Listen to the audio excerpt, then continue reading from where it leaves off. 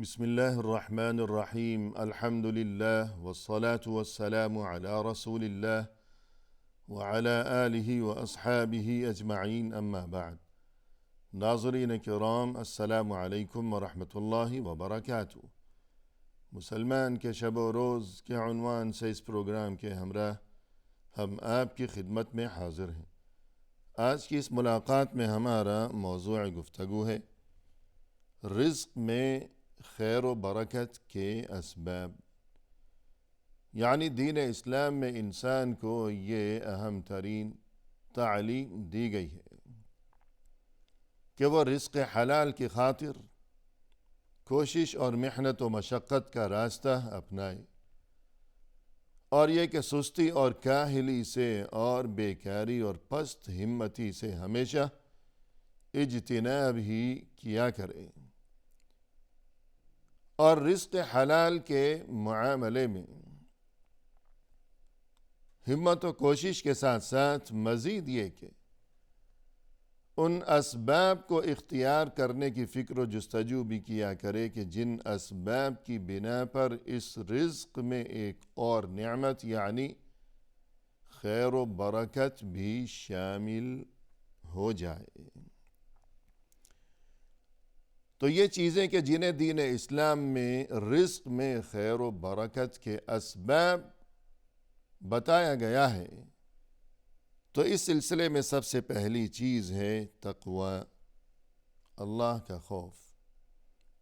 انسان ہر معاملے میں، زندگی کے اس سفر میں، ہر قدم پر، ہر موڑ پر ہمیشہ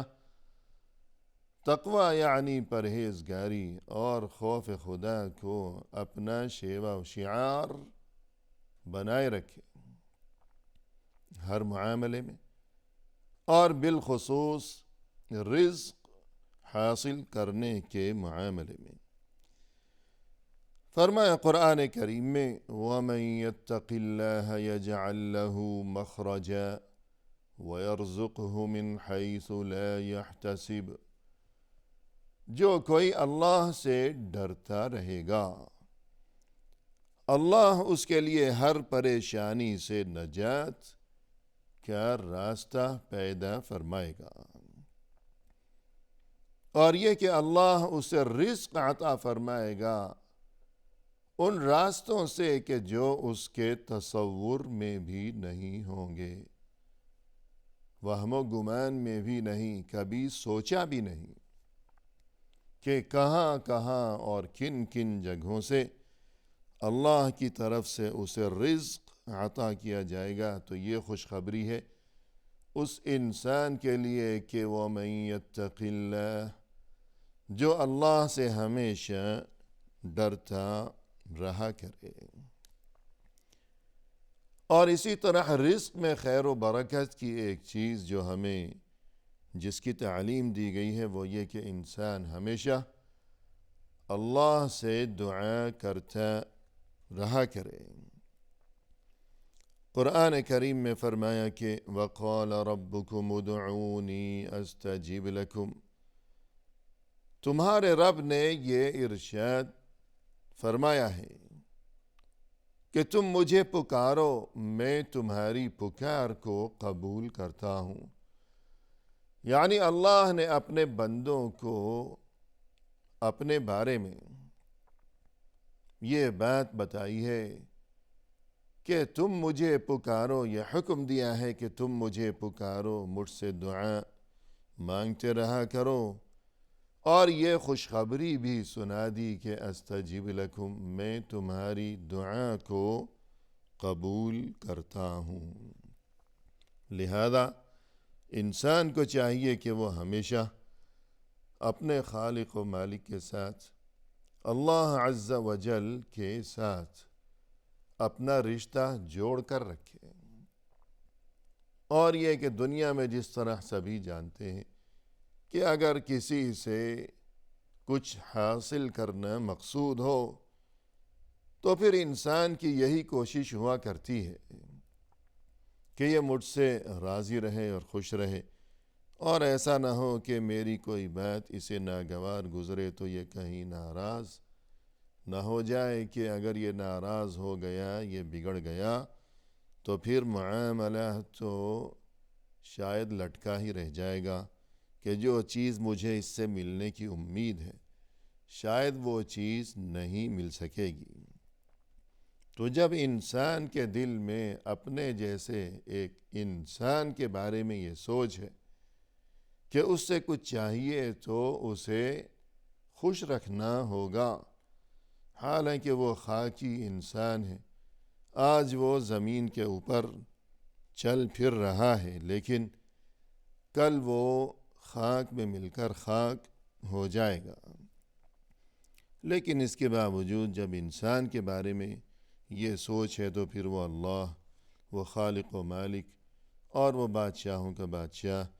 تو انسان کو چاہیے کہ ظاہر ہے کہ جو کچھ ملے گا تو صرف اللہ سے ہی ملے گا، تو پھر اللہ کی عبادت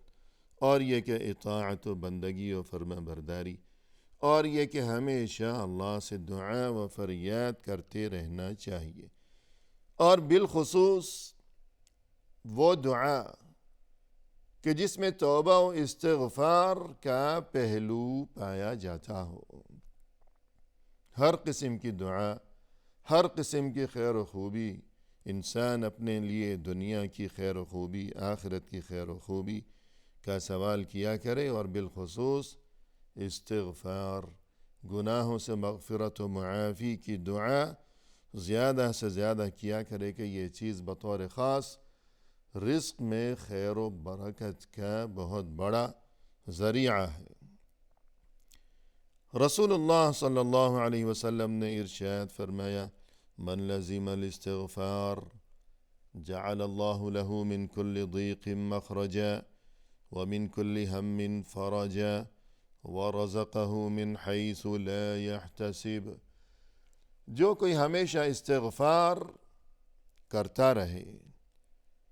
اللہ اس کے لیے ہر تنگی سے نجات کا راستہ پیدا فرمائے گا اور ہر غم سے نجات کا انتظام فرمائے گا، اور اسے ایسی جگہوں سے رزق عطا فرمائے گا کہ جو اس کے وہم و گمان میں بھی وہ جگہیں نہیں ہوں گی۔ تو زیادہ سے زیادہ دعا کی پابندی کی جائے، اور بالخصوص توبہ و استغفار کا خوب اہتمام کرتا رہے انسان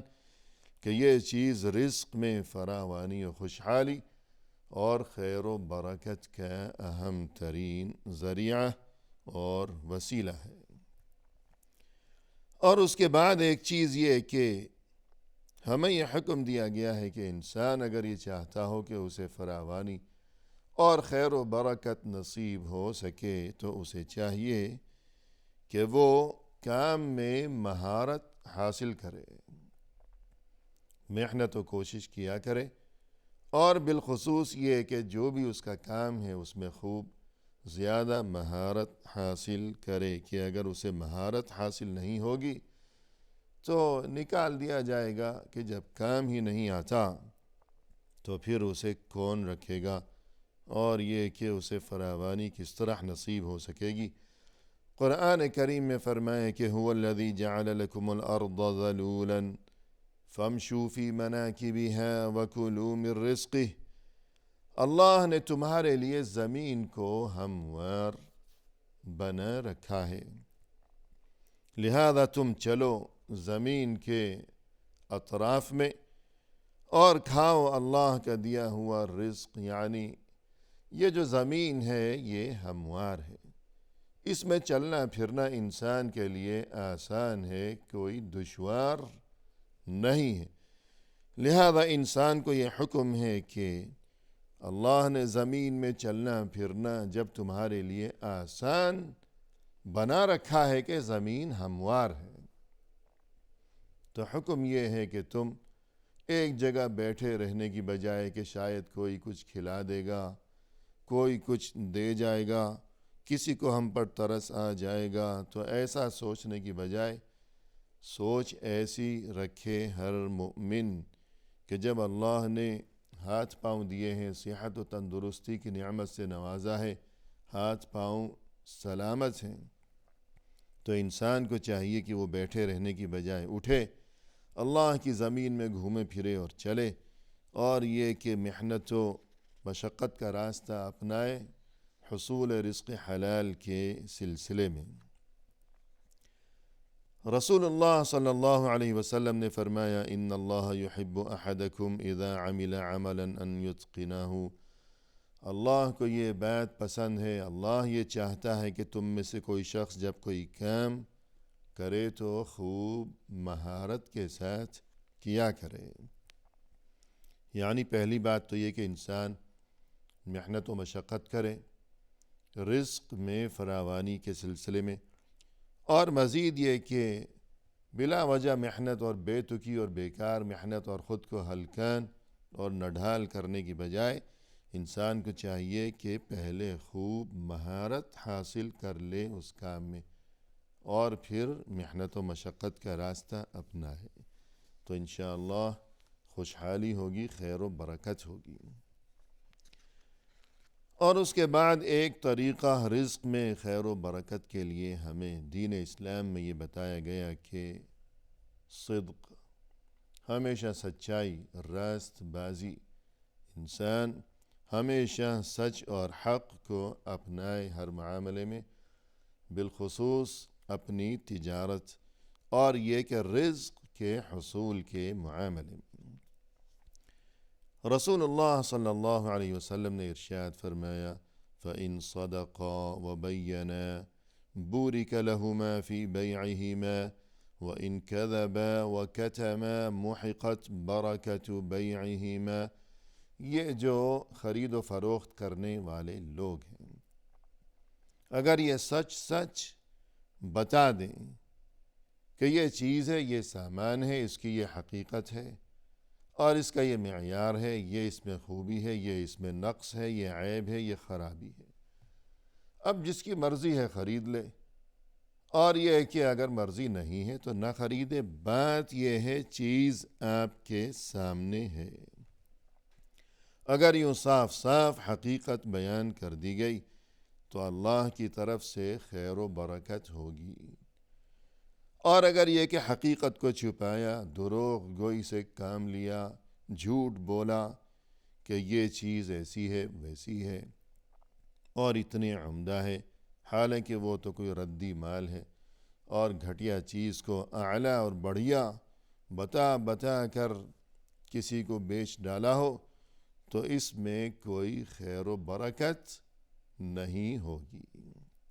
لہذا سچائی کا راستہ اپنایا جائے کہ یہ چیز رزق میں فراوانی و خوشحالی اور خیر و برکت کے لیے اہم ترین سبب ہے۔ اور اس سلسلے میں ایک سبب صلہ رحمی، رشتہ داروں کے ساتھ، قرابت داروں کے ساتھ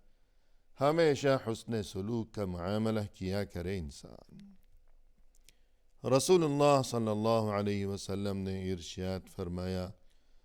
من احب ان یبسط له فی رزقه وینسأ له فی اثره فلیصل رحمہ۔ جس کسی کی یہ خواہش ہو کہ اسے رزق میں خوب فراوانی اور کشادگی نصیب ہو سکے، اور یہ کہ اسے خوب لمبی عمر بھی نصیب ہو سکے، تو پھر اسے چاہیے کہ وہ صلہ رحمی کیا کرے، یعنی جو اس کے قرابت دار ہیں، قریبی رشتہ دار ہیں، ان کے ساتھ ہمیشہ وہ رشتہ جوڑ کر رکھے، اور ان کی خدمت، اور یہ کہ خندہ پیشانی سے ہمیشہ ان کے ساتھ پیش آنا، اور حسن اخلاق کا رویہ و سلوک ان کے ساتھ روا رکھا کرے انسان۔ اور اسی طرح ایک طریقہ یہ بیان کیا گیا ہے دین اسلام میں کہ انسان کو چاہیے کہ وہ کمزوروں کے ساتھ حسن سلوک کیا کرے، کمزوروں کی مدد و اعانت کیا کرے، کہ یہ چیز رزق میں اور زندگی کے ہر معاملے میں خیر و برکت کا اہم ترین ذریعہ اور سبب ہے۔ رسول اللہ صلی اللہ علیہ وسلم نے ارشاد فرمایا، انما ترزقون وتنصرون بضعفائکم، کہ دیکھو تمہیں رزق عطا کیا جاتا ہے اور تمہاری مدد و نصرت کی جاتی ہے ان لوگوں کی وجہ سے کہ جو تمہارے درمیان معاشرے میں کمزور قسم کے جو افراد ہیں۔ گھر میں انسان کے عمر رسیدہ کمزور والدین اور اس کے علاوہ اڑوس پڑوس میں، رشتہ داروں میں، محلے میں جو کمزور قسم کے انسان ہیں، خواہ جسمانی کمزوری ہو کہ عمر رسیدہ ہو گئے، کمزور پڑ گئے، یا مالی اور معاشی کمزوری ہو کہ محتاج اور ضرورت مند اور فقیر و مسکین قسم کے لوگ ہیں، انسان ان کے کام آیا کرے، ان کی مدد کیا کرے، مالی مدد اور کسی بھی شکل میں مدد جو بھی بن پڑے انسان سے، تو اس حقیقت کو انسان یاد رکھے کہ ہمیں اللہ کی طرف سے جو کچھ دیا جا رہا ہے تو یہ ان کمزوروں کی وجہ سے ہی دیا جا رہا ہے۔ اگر ہمیں اللہ سے زیادہ چاہیے تو ہم ان کمزوروں کا زیادہ خیال رکھیں، اور اگر کسی کو اللہ کی طرف سے یہ فراوانی نہیں چاہیے، خدا نخواستہ، تو پھر اس کی مرضی ہے، کمزوروں کو وہ نظر انداز کرے۔ لیکن یہی بتانا مقصود ہے کہ کمزوروں کا خوب خیال رکھنا چاہیے کہ اس میں ہمارے لیے خیر و برکت کا انتظام ہے، ہمارا اپنا ہی فائدہ ہے۔ اور اسی طرح اس سلسلے میں ایک اہم ترین چیز یہ کہ انسان ہمیشہ اللہ کا شکر گزار بنا رہے، شکر ادا کیا کرے، ناشکری سے بچتا رہے۔